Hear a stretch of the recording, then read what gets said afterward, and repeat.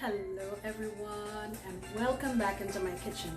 Thank you for joining me for this collaboration with my friend Andrew of Andrew's Simple Cooking, as well as Jerry Ellen of Cooking with Neighbors. So we're going to do a Greek theme.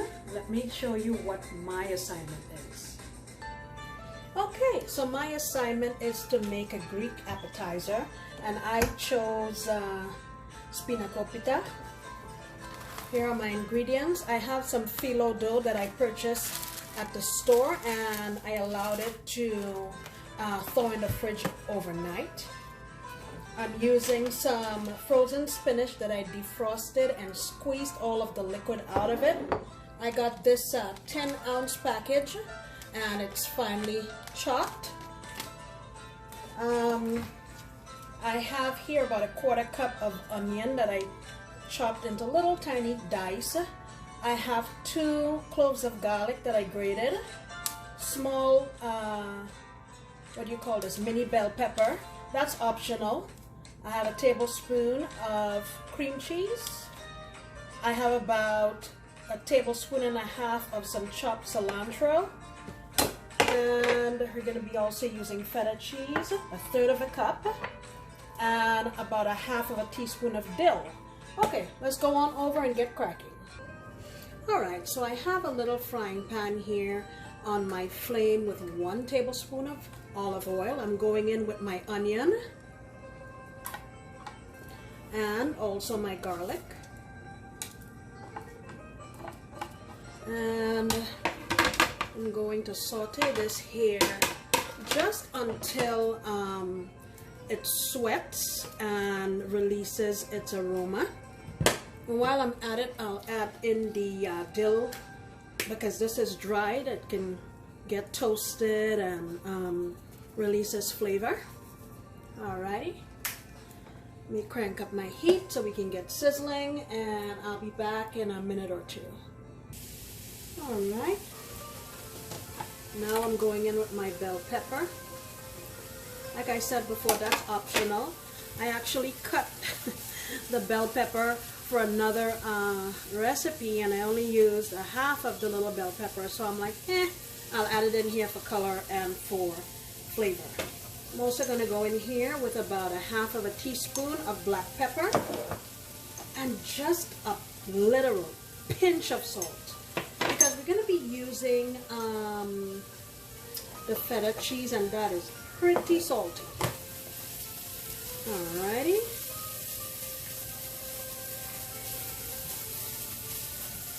So now I'm going to go in with my spinach.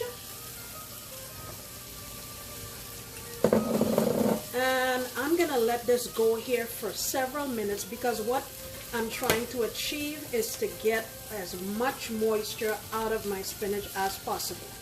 I did squeeze it out and everything, but just to be sure, I don't want to end up with soggy dough.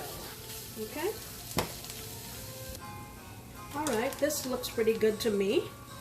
And I'm just going to go in with my cilantro, kill my heat, and transfer this to a bowl so it can cool, and then we'll add our cheeses. Alright, so I've mixed up my filling here. I have a pan lined with parchment, and here's 1 roll of my phyllo dough, and I find that it's easier to cut this while it's still in the plastic wrap, so I'm going to try to get this into 3 pieces.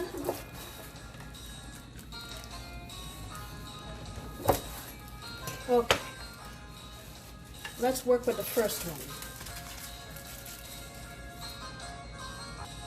Alright, so I have 3 sheets here, and this thing is very delicate and thin. I have here in a spray bottle just some really nice olive oil, and I'm gonna put about a tablespoon or so of my filling here. My papers have slid, but we'll figure it out. And you just want to make it into like a triangle. This way.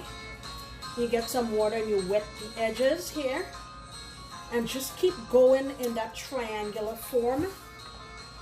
I hope you can see what I'm doing. You just keep folding it this way and that way. See? Like this. Then you go that way. Okay? You put some water on here. Okay, so I have another 3 sheets that I lifted up and sprayed in between each one. I'm putting my dollop of my spinach here, my spinach filling, and you want to fold it over into a triangular shape, like that. Okay, put a little water there, fold it over again. See how it's triangular? And then you want to fold it this way again, you keeping the triangular shape. I want to make sure you can see this. Okay? And you have to be pretty delicate with this. Just keep going into a triangle. Let me use this hand only. Maybe you can see. And get a little water on here. And you just fold it over again to make a triangle. Okay? While you're working with this, you want to make sure that you keep the dough from drying out. I have just a moist paper towel here that I have it rolled up in. All right, let me make some more of these and I'll come right back. Okay, I have them all made up and I'm going to pop them in a 350-degree oven for 15 to 20 minutes. I'll check it at the 15-minute mark to see how it looks. Okay, look at these. Ooh, they look yummy. They smell yummy. Man, I'd like to taste these for you, but they're a little too hot right now. So I will let them cool off and take a taste of it for you later.